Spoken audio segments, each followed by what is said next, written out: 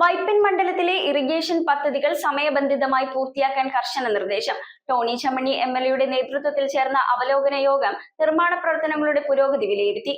തീരദേശ മേഖലയിലെ ജനങ്ങൾക്ക് പ്രയോജനകരമായ പദ്ധതികൾ കാലതാമസം കൂടാതെ പൂർത്തിയാക്കി സമർപ്പിക്കണമെന്ന് ഉദ്യോഗസ്ഥരോട് ആവശ്യപ്പെട്ടു.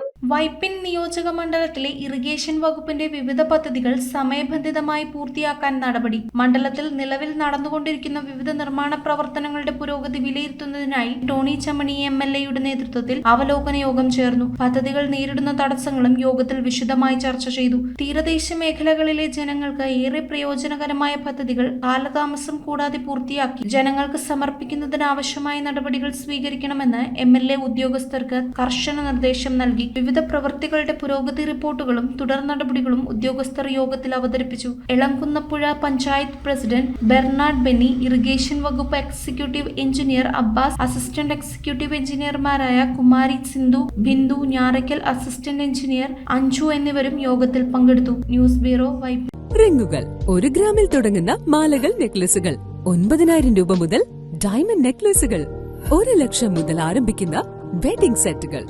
കൂടാതെ നിങ്ങളുടെ പഴയ സ്വർണത്തിന് ഏറ്റവും ഉയർന്ന മൂല്യവും. Maharaja gold and diamonds,